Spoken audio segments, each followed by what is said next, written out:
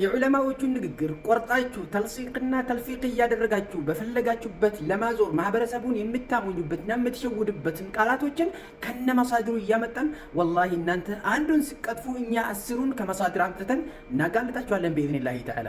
ሼክ ሰዒድ ኢማም አሕመድ ላይ ረሒመሁላሁ ረሕመቱን ዋሲዓ እየቀጠፉ ይገኛሉ።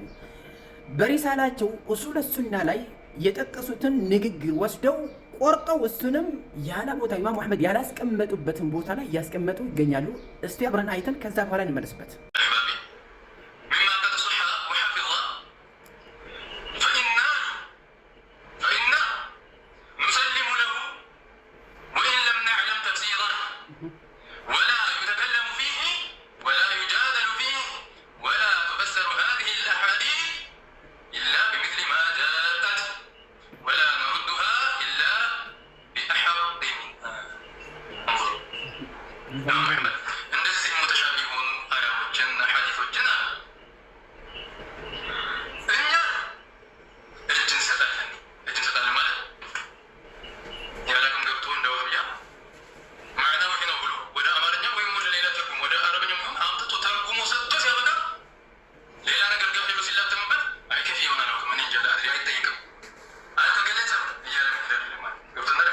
ሐቂቃ ይህንን ግለሰብ ላይ መስራት አልፈለኩም። ሊአነሁ ላ የስተሂል አን ዩረድ ዐለይሂ ወላሂ መልስ ልሰጥ የሚገባ ሰው አይደለም። ነገር ግን አራት ነገራቶችን ያስገድዱት። አንደኛ ነገር በዲነ እስላም ላይ እየቀጠፈ ነው የሚገኘው። ሁለተኛ ነገር ደግሞ በኢማሙ አሕመድ ላይ ነው እየተቀጠፈ ነው ያለው። ሶስተኛው ነገር ማህበረሰቡ ላይ ነው እየተቀጠፈ ያለው።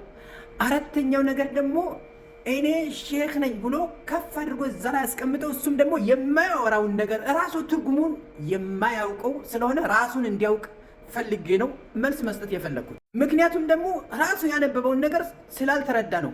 ቢረዳ ኑሮ መትኑን ራሱ አስተካክሎ ይቀራ ነበር ማለት ነው። አንድ ሰው ሲረዳ ነው መትኑን የሚያስተካክለውና የራሱን ችግር ወደ ዋሃብያዎቹ ለመላከክ ይፈልጋል። ምክንያቱም አልተገለጸም፣ እሱ ራሱ አልተገለጸም የሚለውን ቃል ነው እየተናገረ ያለው። እሱ ራሱ እያነበበ ያለው አልተገለጸም በሚል ነው የተረዳው። ምክንያቱም ላኑፈስሩ እያለ ነው ያለው፣ አልተገለጸም በል እያለ ነው ያለው። ተፍዊድ ነው በል እያለ ነው ያለው። እንደ ዋሃብያዎቹ አልተገለጸም አንልም እያለ ነው። ደግሞ ራሱ አልተረዳም። ፈሊዛሊካ በጣም ችግር ነው። አንድ ሰው የሚያነበውን ነገር ካልተረዳ አንብቦ ሳበቃ ወደ ሌሎቹ ጣቱን ይሰነዝራል። ነገር ግን ሶስቱ ወደሱ እንደሚመለስ ሶስቱ ጣት ወደሱ እንደሚመለስ አያውቅም። ፈዐላ ኩሊ ሐልን ወደ ታላቁ ዓሊም ንግግር ኢማሙ አሕመድ ረሒመሁላሁ ረሕመተን ዋሲዓ በሪሳላቸው ውስጥ ኡሱለ ሱና ላይ ያሉትን እንሂድና እነሱም በምንድን ነው ያወሩት?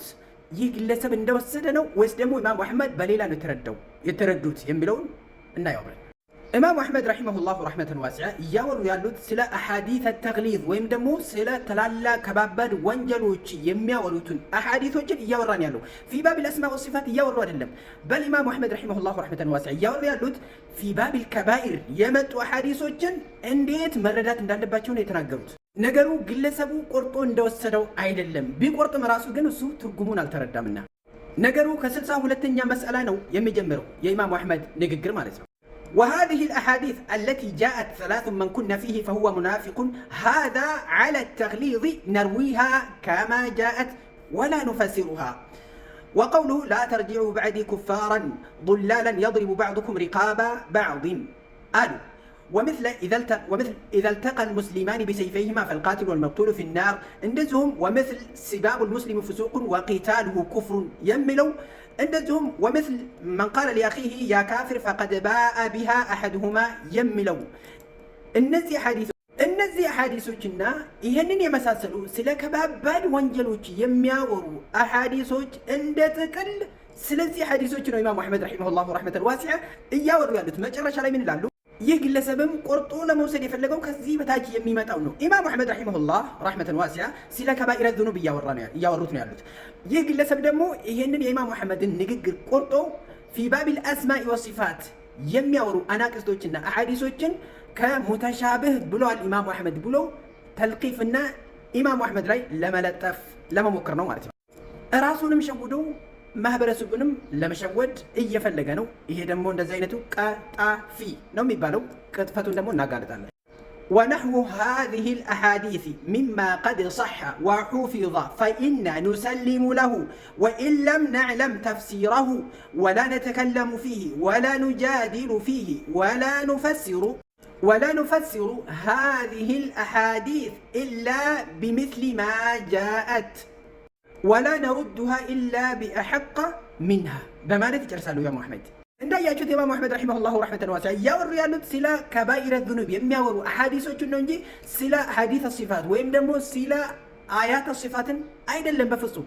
ኢዘን የኢማሙ አሕመድ ንግግር እንደሰማችሁት ስለ ከባኢረ ዙኑብ የሚያወሩ አሓዲሶችን ፊ ባብ ተግሊዝ የመጡትን አሓዲሶችን ነው ስለዚህ ነው እያወሩ ያሉት እንጂ ፊ ባብ አልአስማኢ ወሲፋት የመጡ አናቅጾች ወይም ደግሞ አሓዲሶችን እንዳልሆነ እናንተም ተረዳችሁ። ነገር ግን ይህ ግለሰብ የኢማሙ አሕመድ ንግግር መጨረሻ ላይ የመጣውን ወላ ኑፈሲሩ ሃዚሂል አሓዲስ ኢላ ቢሚስሊ ማ ጃአት ወላ ነሩዱ ኢላ ቢአሐቀ ሚንሃ የሚለው እንዴት እንደተረዳ ተፍሲሩን ዘወር ብለን እናየው ትንሽ።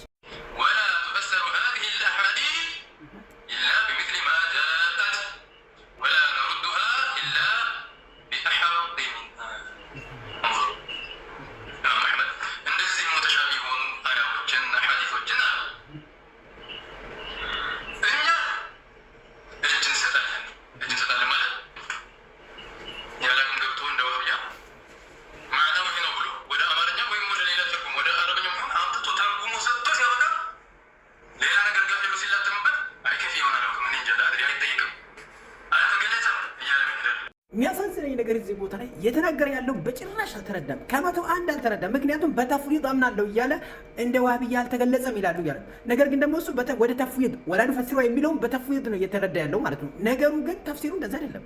የኢማሙ አሕመድ ንግግር ወላ ቱፈሰሩ ሃዚሂል አሓዲሱ ኢላ ቢሚስሊ ማ ጃአት ማለት ወላ ቱፈሰሩ ማለት አይ ቢገይሪ ዛሂሪሃ ማለት ነው።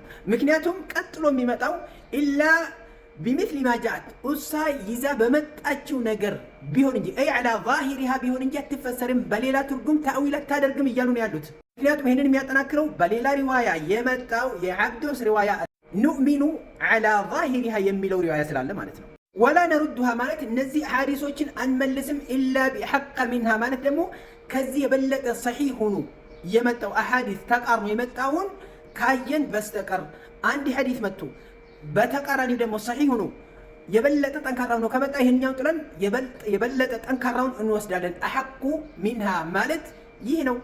ይህንን ያልኩበት ምክንያት ኢማሙ አሕመድ ረሒመሁላሁ ረሕመተን ዋሲዓ በኡሱል ሱና በሪዋየት ዓብዶስ የመጣው ውስጥ እንዲህ ይላሉ፣ ወልሐዲሱ ዒንደና ዐላ ዛሂሪሂ ከማ ጃአ ዐን ነቢይ ሰለላሁ ዐለይሂ ወሰለም ነው የሚሉት።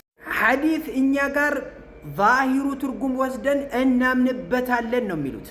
አልከላሙ ፊህ ቢድዓ በሱ ውስጥ መነጋገር አይበቃም። ወላኪን ኑእሚኑ ቢሂ ከማ ጃአ ዐላ ዛሂሪሂ ነው የሚለው። ነገሩ ሼክ ሰይድ ይህንን አደራር ከየት እንዳመጡ አላውቅም። ወደ አማርኛ አተረጉሙ ማለትን አያሰጥም፣ ወይም ወደ እንግሊዝኛ አተረጉሙ ማለትን አይደለም የሚያሰጠው። ይሄንን የሚል ሰው ካለ አተሐዳሁ አንያቲ መን ሰበቀሁ ቢሃዛ። አላሁመ ዐልምና ዒልመን የንፈዑና ወንፈዕና ቢማ ዐለምተና ኢነከ አንተል ዐሊሙል ሐኪም።